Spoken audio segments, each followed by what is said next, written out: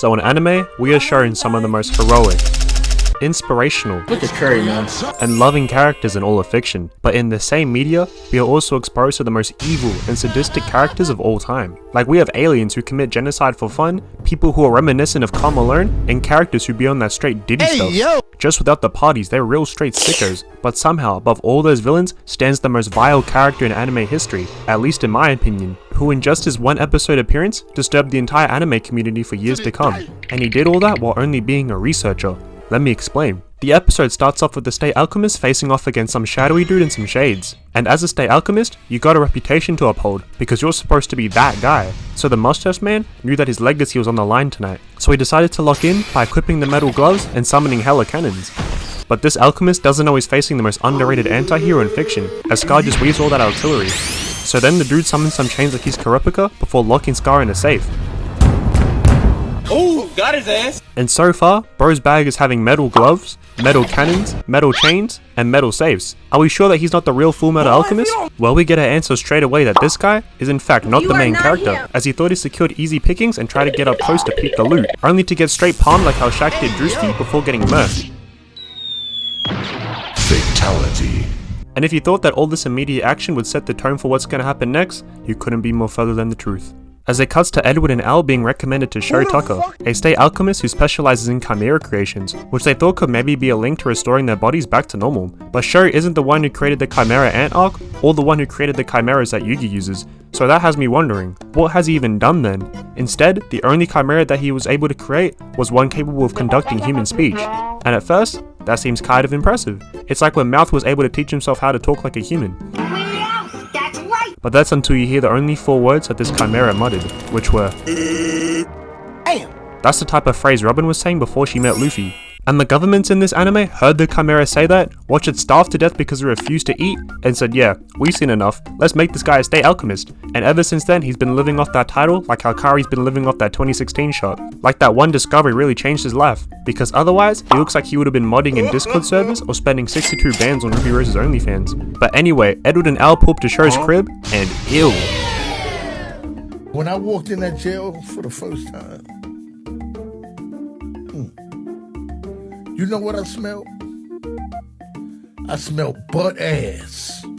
Bro might as well be a Discord mod the way he's living like this. Like if you don't clean your shit, bro, like if you're not gonna be hygienic for yourself, at least clean your shit for your daughter. She ain't deserve to live like that. But anyway, Shou invites the brothers to his laboratory. But when I search up what a laboratory looks like, I see a science room. So tell me why Shou's got a chimera trophy and doors that look like they're about to enter a dungeon. Are we sure bro's not moving like Tech Knight? And inside his laboratory, Shou's got a locked up mythical beast and some organs harvested in some jars. But then he saves his image by revealing a big ass library. Like throw an enchantment table in there and your shit will become OP. But like, why wouldn't you have the library first and then have the creepy laboratory behind a secret door? People just aren't thinking like me. Edward and Al decide to hit the books, but they soon get distracted by Shou's daughter Nina and her big ass dog Alexander. Who the fuck names a dog Alexander? Who jumps the fuck out of Edward, and Edward starts tweaking, trying to chase down the dog. But on the low, he was just trying to find any excuse not to study. Looking like me when I got countless assignments due. Ain't no one trying to do that shit. So as expected, the brothers made absolutely zero progress on their research, and Tucker tried to tease Edward for this. But it's not funny when you're next, as he gets hit with a rent due notification from the commissioner, saying if he's still a one-hit wonder in research by the end of the week, then he'll be stripped of his state alchemist title. Tragic, I know. All the funding for his beautiful home will all be gone. Then he's gotta put fries in the bag just to put food on the table for his daughter. Shit's looking spooky for him. But anyway, it's day 2 of the study session, and what do you know, Edward is finding any distraction to avoid researching, as he challenges the dog to a rematch as the squad all gets to playing. But the commotion is preventing Shou from getting any work done.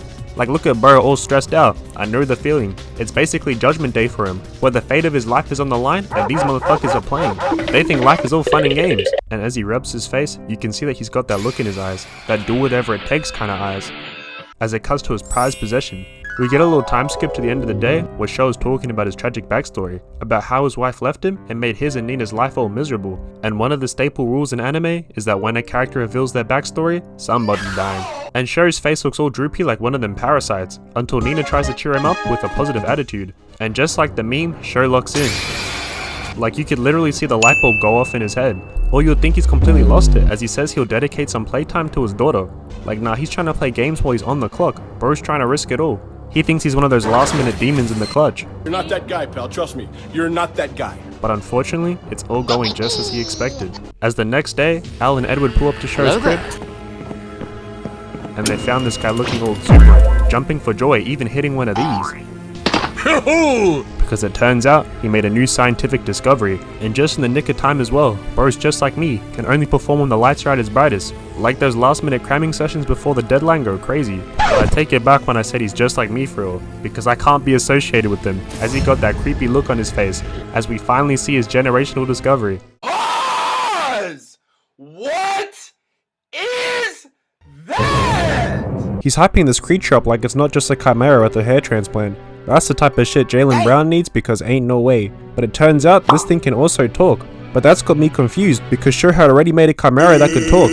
Like, that's the whole reason why he's a state alchemist in the first place. He's just remixing his old hits like what DDG did with I'm Geeking. Shameless stuff. And instead of trying to kill itself like the last chimera, this one's actually able to learn that this person is Edward. And look at him getting all ecstatic over this. This poor boy doesn't know, but he soon finds out as the chimera called him Big Brother Ed.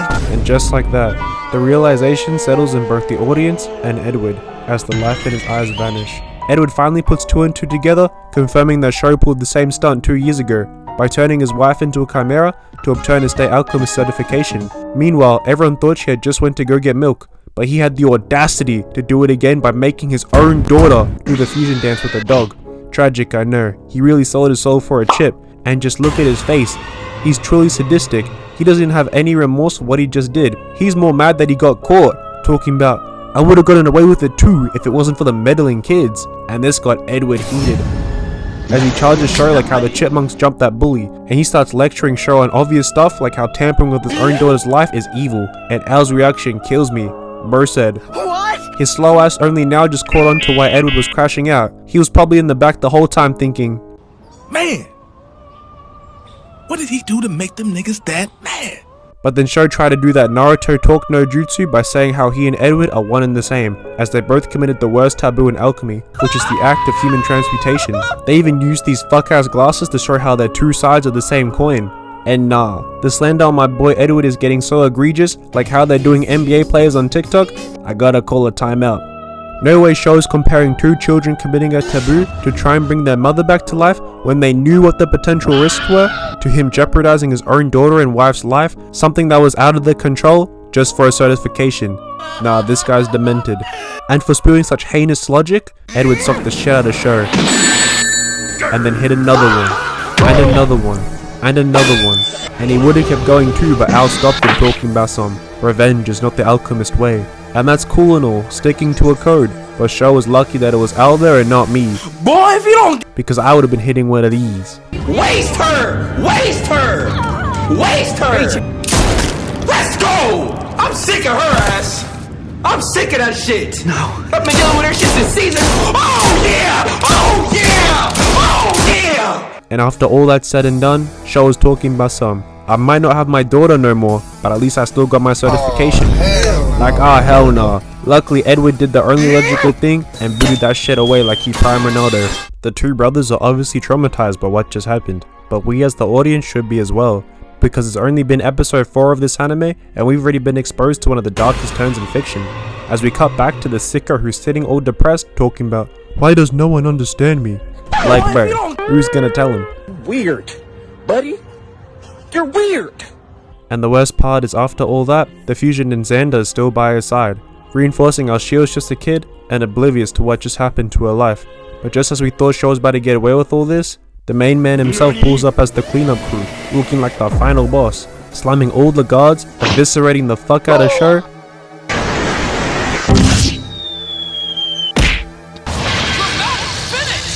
and finally putting that abomination of a creature to bed.